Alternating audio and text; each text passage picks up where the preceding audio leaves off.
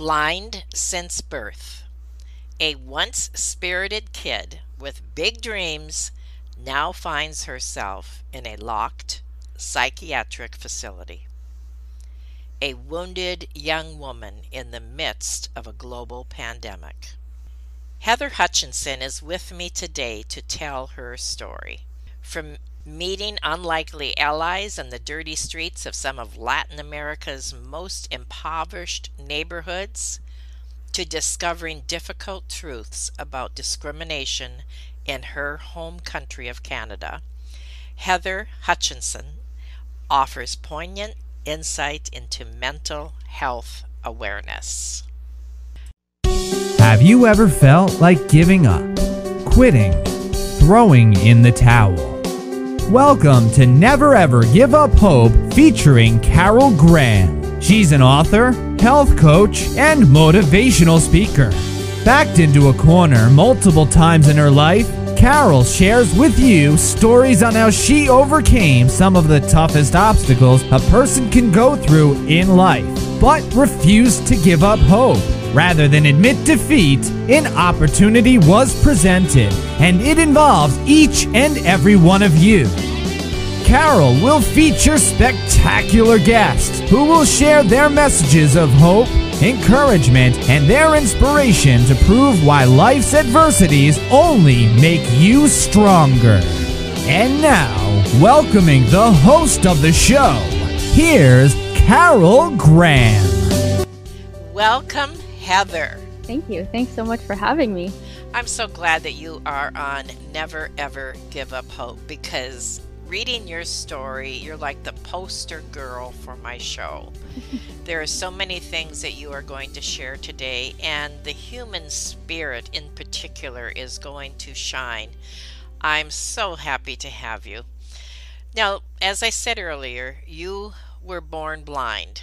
Yes. But you've also struggled with mental illness from a young age. This is going to be interesting. I'm really excited to hear what you're going to share about both of these things. You are indeed an overcomer. There is no question. And that's what Never Ever Give Up Hope, of course, is all about. Tell us what it means to strive for an ordinary life when you are often treated as anything but ordinary. And if you would start with the beginning of your story, I appreciate that.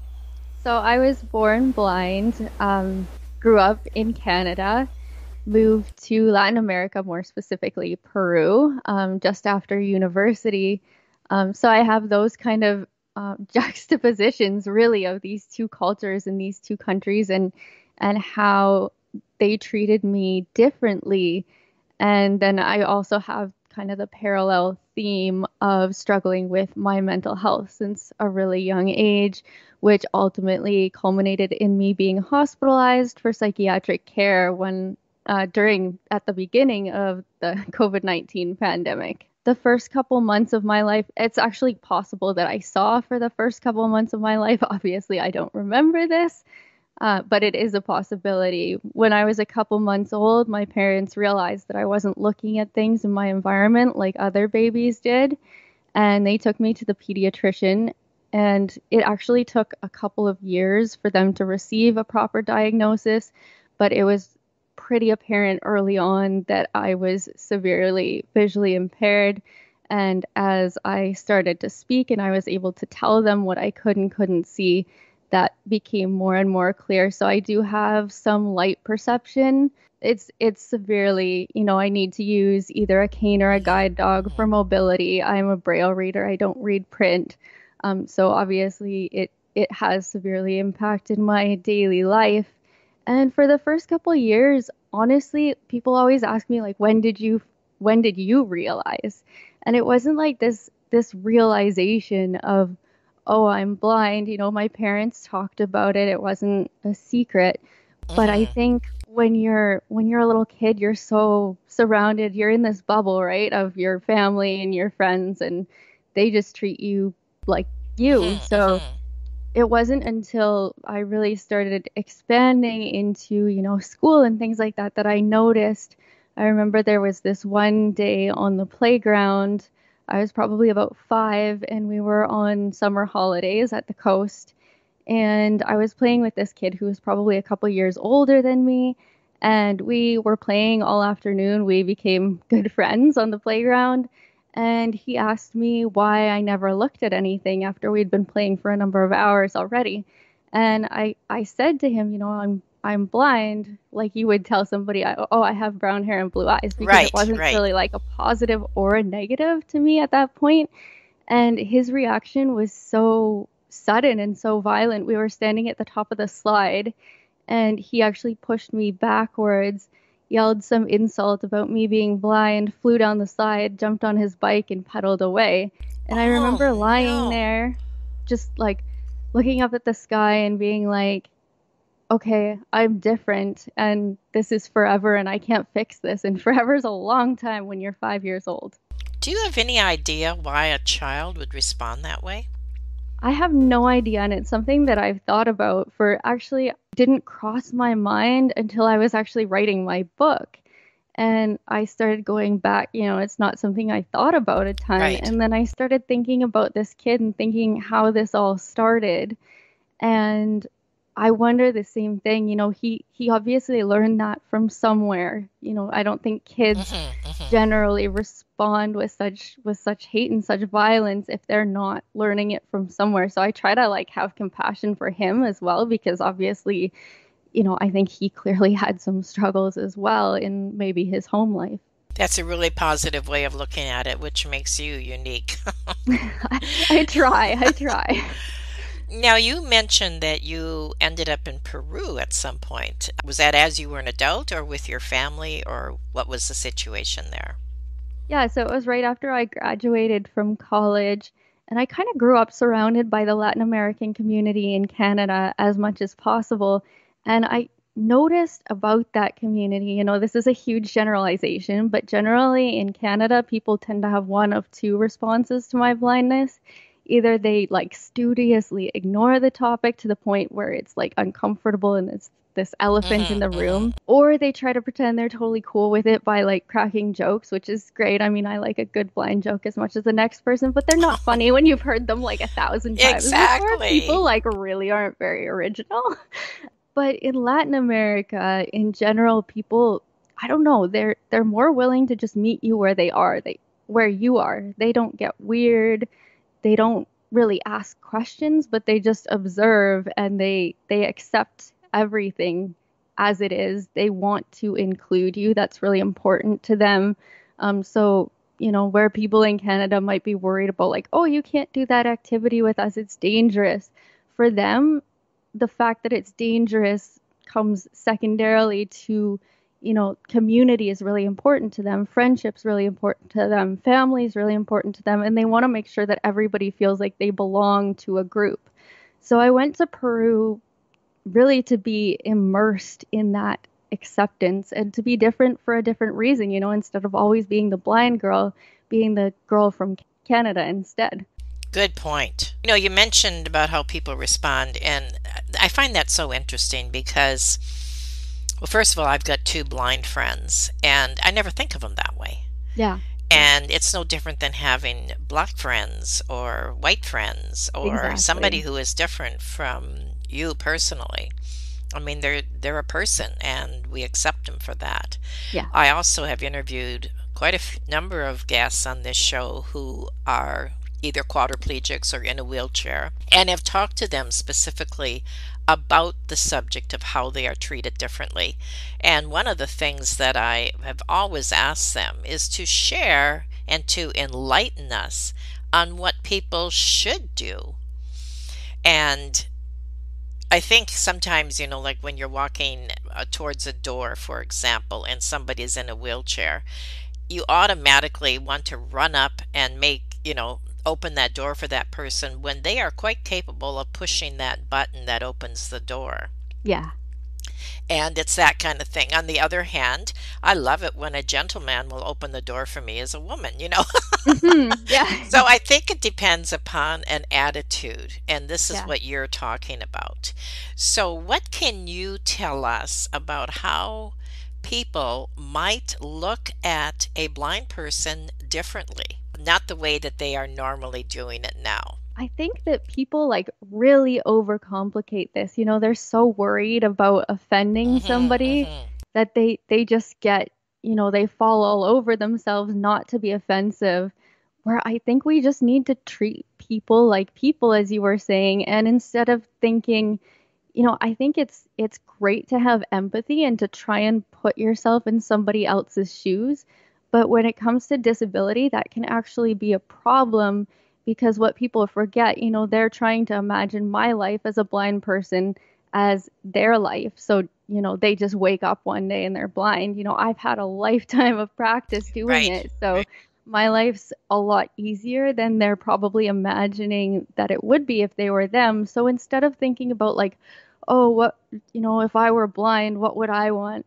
Think about, oh, if I were a person, what would I want? Would I want somebody running across a grocery store to ask me a question about, my medical history? Because that happens like a lot. What? Oh, I know, it's crazy. Like people run across the store to be like, "Oh, were you born blind?" And it's like, how does that even like affect your day? Like, Unbelievable. I know, it's Unbelievable. crazy. People Yeah. actually do that. Yeah, it's wild. Or just on the bus, they'll start asking, "Oh, do you know why you are blind? What's your eye condition called?" And like you haven't even asked my name. Why are you asking me these things? Okay, what's your insight on that? What's your take on why people I'm blown away. I had no idea. I guess because I'm one of those type of people that don't look at you or other people differently, which Yeah. is obviously a good thing, but I can't imagine going up and asking somebody that. So what's your take on that? Why they do that? I know it's like I can't imagine it either. And I guess clearly they're not thinking about like, oh, if this were me, I might assume that somebody else is, or, this person's been asked this 50,000 times already. They might not want to answer this question, and I'm a complete stranger. I think people do it because, again, with, some generalizations, but nobody does that to me in Latin America. And it's almost like here we feel like we have a right to information. Our education system's Mm. pretty strong, and we feel like if there's information, we are entitled to have that information. It's also a society that has looks at things differently as far as acceptance goes. Would you not agree? Yeah, yeah, I think so for sure. And I remember when my son was quite young, and you never know what kids are going to say, right? Yes. And we were in, I think it was the bank, and the lady that was serving us had a lot of freckles on her face, like you're one of those that you can hardly see the regular, the Yeah, skin without the freckles. yeah. And he looked at her, and probably was about three, and he studied her for a long time, and then he said, "Excuse me, why is your face covered in spots?" And she said to him, "It's the way I was born," and with a big smile on her face. And he said, "Oh." So that kind of covers, both why people are inquisitive, of course, but they're not 3 years old, right? Yeah, that's the problem. I mean, you expect that from kids. Exactly. You kind of expect adults to have a better filter, but often they Exactly. don't. It's Exactly. incredible. I know. So anyway, I appreciate you sharing that. And again, I had no idea. And it's interesting, like you said, the different cultures. Now, my second question, you were hospitalized for psychiatric care. Yeah. And I don't understand that. Explain that to me. So it started when I was pretty young, probably about 6 or 7. I had some difficulties at home. My dad was diagnosed with cancer when I was 3, so he was going through a lot of treatments and things like that.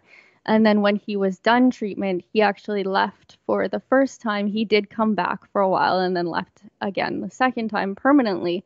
But about 6 or 7, I started really struggling with anxiety, with changes in routine, with the worry around losing people or not having somebody with me when I need them, things like that. So I started getting sent home from school a lot because I would always be sick from anxiety. My stomach would be upset. Aw.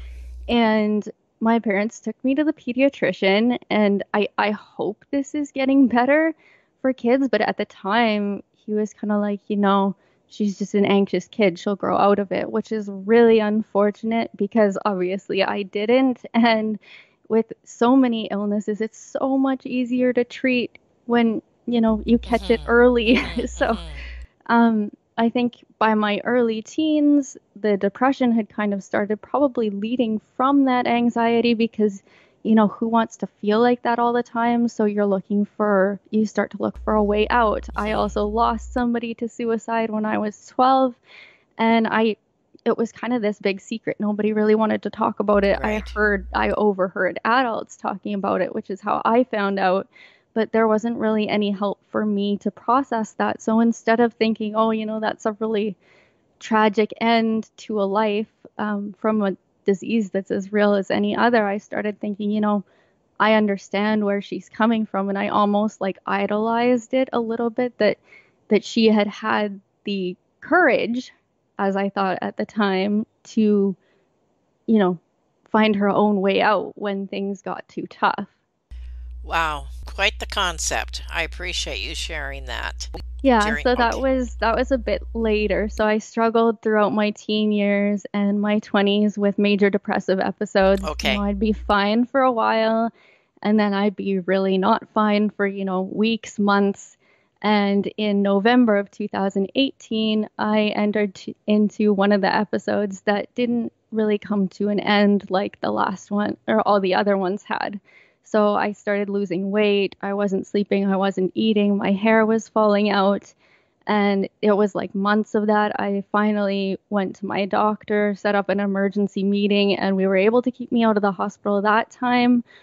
Basically, he adjusted my medications. He made sure that I was getting more outpatient support, and things started to improve. And then the COVID-19 pandemic hit, and all of a sudden, the supports that I was relying on, with so many people with so many different illnesses, they couldn't get treatment all of a sudden, or That's their right. treatment was inconsistent. So my doctors and my therapists weren't seeing people in person. We didn't even have video calling at that point, so it was all by phone, and they weren't seeing, the physical signs that I was Right. declining Right. again. And I think I just wasn't far enough into recovery to manage that on my own as much as I needed to. I was still meeting with them occasionally, but it was really inconsistent. It was really hard to get appointments with psychiatrists. It was just a mess for so many people. And part of my thing has always been with my anxiety has always been about control. And the pandemic came and I couldn't control anything. Mm. And what had gotten me through my major depressive episodes before was, these survival goals that I'd have. Like, I can't kill myself until my friend from Mexico comes to visit, or I can't kill myself until I go to visit Peru one more time, things like that. And then when the pandemic hit, so I would schedule like specific dates for these things and work towards them. And then as soon as those dates were gone, I would have to plan something else so I could keep going. But when the pandemic hit, I no longer knew if or when any of that stuff was going to happen. And I was like, well, there's no point in living without attainable goals. So I made my plans. I got my affairs in order. And the day before I was going to go through with taking my life, I was like, you know what? I'll go to the hospital, and I'm not going to get better, but I'm going to seek absolution, because when I'm gone, I want my friends and family to think, well, she tried. So I went to the hospital. I figured, they're just going to be like, oh, you're fine, go home. Obviously, that's not how it ended, because I Hmm. was admitted as an involuntary patient. Really? Yeah, And were you afraid at that point? it was really scary. I think part of me was so numb by that point that it was just kind of like, well, whatever, I'm here. But it just really felt like, okay, like I've finally reached the end of the road. Like, my partner was with me. They didn't normally allow people into the ER because of COVID, but they made an exception so that he could escort me. And they took me into psych ER, which is just like a part of the ER that is behind locked doors, basically. And as soon as I was admitted, they were like to him, okay, you have to leave. And I just remember like this heavy metal door, like the sound of it slamming behind him, and the beep as the lock engaged, and just being like, okay, this is it. This is the end of the road. No matter what happens from here, nothing's ever going to be the same. Something happened when you were in the hospital. Yes. that basically has changed your life. Can you Yes. tell us what happened? So it was a couple of days in. Initially, I was just like, well, I'm just gonna bide my time while I'm here. They'll let me out, then I can continue on with my plans because I still had no interest in getting better. But there was this one night I was laying awake. They had been changing my medications and I couldn't sleep. And the air ambulance arrived bringing a critical patient to this bigger hospital for treatment. And as soon as they arrived, they called a code blue over the PA system. And I remember lying there and I started thinking about this patient's family and thinking, like, wow, they must be having one of the scariest nights they will ever know.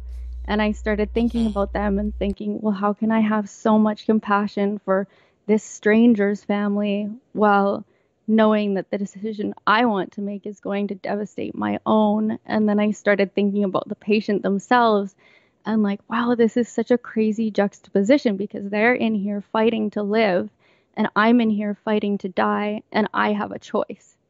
Oh my goodness. Wow.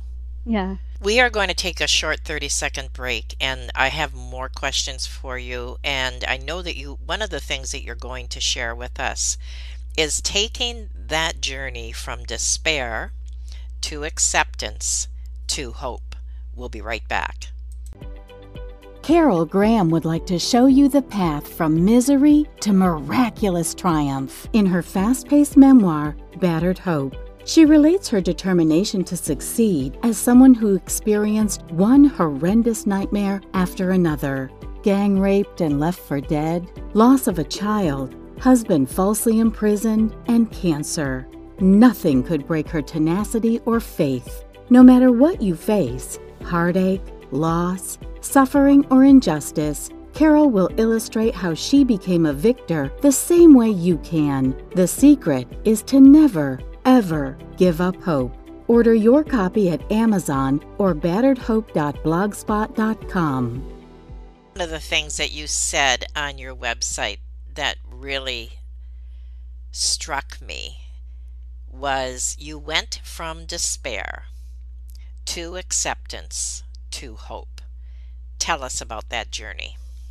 Yeah. So it still is a long journey because I don't know that we ever really reached the end of it. I think healing is the journey. It's not this destination. There is no finish line. But what I meant by that was, really starting from the hospital. I don't know that there's, many further places to go down than in a locked psychiatric facility at the beginning of a global pandemic. Like it was kind of a nightmare. It was really my rock bottom for sure. And moving through that, aided by that night in the hospital. And then after that night, things actually got harder before they got Oh better my because goodness. all of a sudden I cared. Before I had just been so numb and just like, let me out so I can go home and die. And now I actually cared. And I remember the next day having something happen in group and just being like so devastated. I remember I went back to my room and like it was like all these years of grief and pain just came to the surface and I didn't know how to deal with that. And it was like really a cleansing. They ended up having to sedate me because there was just no working through it that day. Like that was the kindest thing that they could do. And then, try again tomorrow. So yeah, that was the beginning of that journey of moving through to acceptance, accepting the past, accepting who I am now, who I will always be, the things about me that I can't change, and moving through that stage into hope. Maybe there's more for me in this life. Maybe I can do some more good in this world before I leave it, leave this place a little bit better than I found it. But in order to do that, in order to have that hope, I need to stick around to do it. How do we educate people who have not faced these challenges? I think that's one of your passions. And also, how do we encourage people who are facing them? Those are big questions. I think for education, there's still a long way to go. I think we're doing better at ending that stigma, but I think there's a lot of information that we're not really talking about. You know, you see the influencers on Instagram being like, "Oh, I went through a really hard time, but I'm all better now." Because nobody wants to talk about the hard stuff. Nobody wants to talk about the messy stuff. And without talking about that, we're not really moving forward. I don't think we're not educating people, and we're not making people who are going through it right now feel less alone. So I think sharing our story is twofold in that way. We're educating people. You know, it doesn't have to be comfortable. Sometimes the biggest lessons and the most education comes from being a little bit uncomfortable. So I think, yeah, sharing our stories, sharing tips that have helped us, you know, as somebody who's come out of the hospital, as somebody who's dealt with these kinds of things, I've seen family members and friends do things really well for me. I've also seen them get things really wrong. So I think it's important to have people who have been through that, who are able to share that information with the loved ones of people who are going through those situations, because often they just don't know what to do. It's scary, it's confusing for them as well.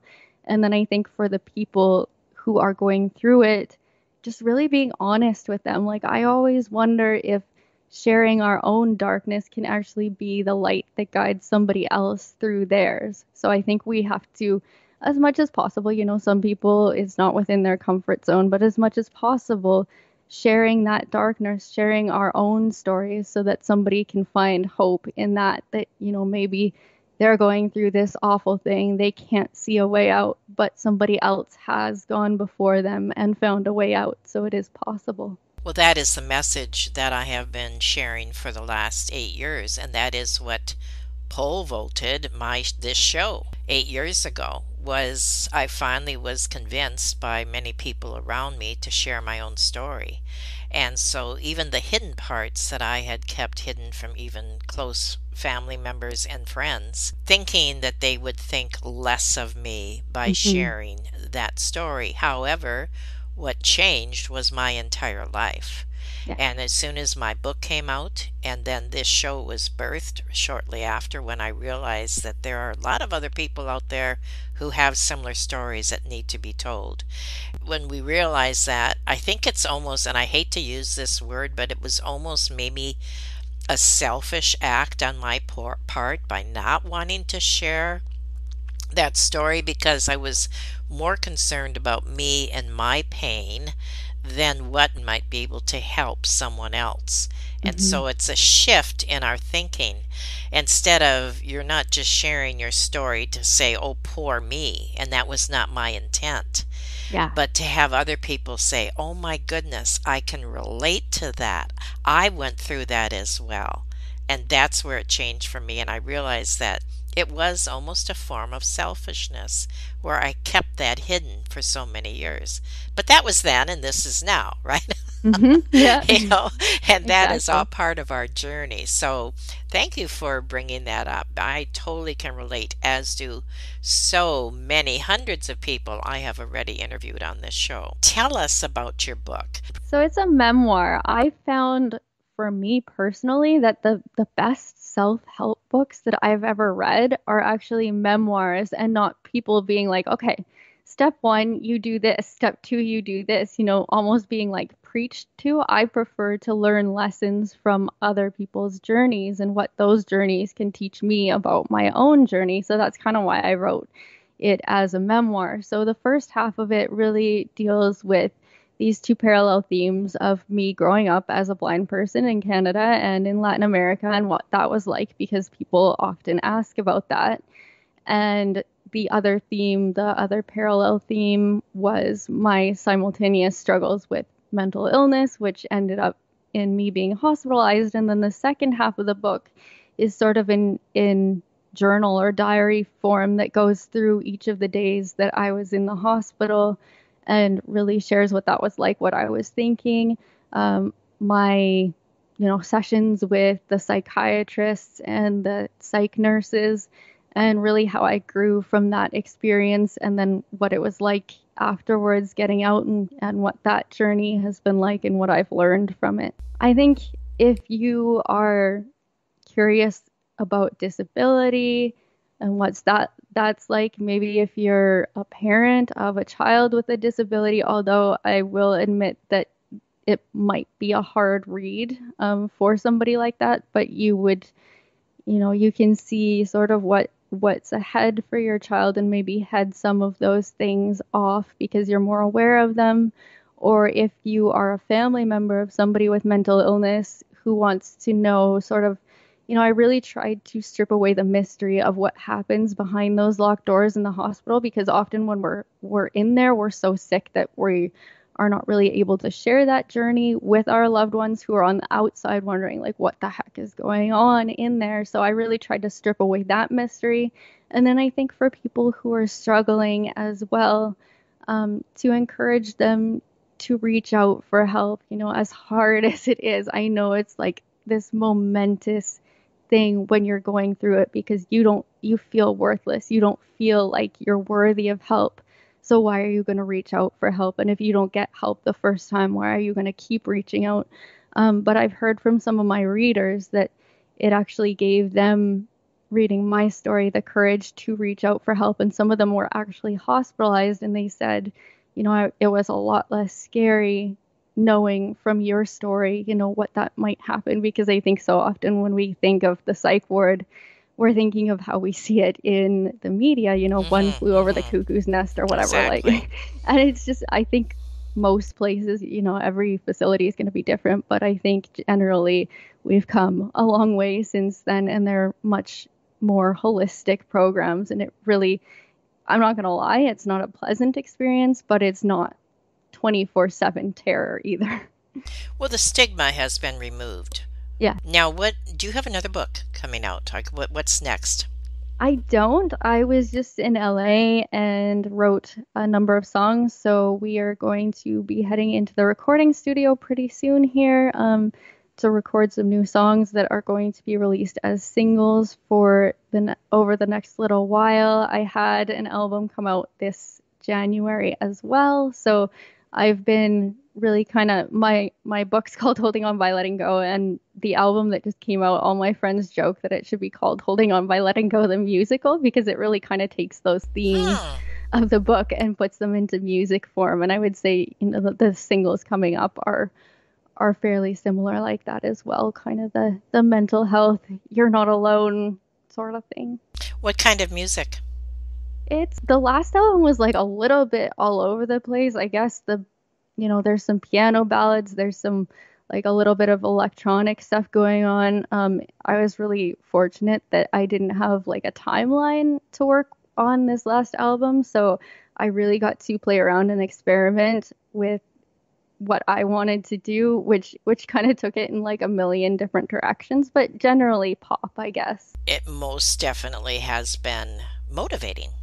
Awesome. And it has been inspiring, definitely inspiring. And as I said at the top of the show, I believe you're the poster girl for the human spirit and what can be accomplished when you set your heart and mind to it, which is what you have done.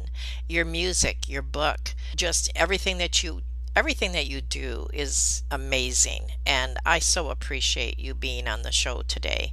Is there anything you want to say in conclusion, either in summary or a word of encouragement, whatever you would like to say to close the show?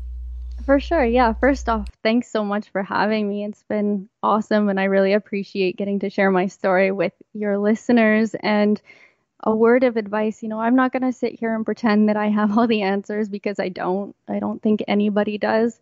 But there's one thing I can tell you for sure, and that's that there will come a day when you will stop in a moment and you'll feel so much profound joy in that moment. And you'll think to yourself, if I had made a different decision, I would have missed this. Hold on for that moment, because it is coming and it is worth it. Thank you so much. And thank you, Heather, for being on Never, Never, ever give up hope. Thank you. Thank you for listening to Never Ever Give Up Hope, featuring Carol Graham. Did you know that most people succeed because they are determined to? Quitting was never an option. Carol loves your comments and will respond to each one. So please subscribe and review this podcast. A rating of 5 stars would be outstanding and appreciated. Remember, if you are still here, there is always hope.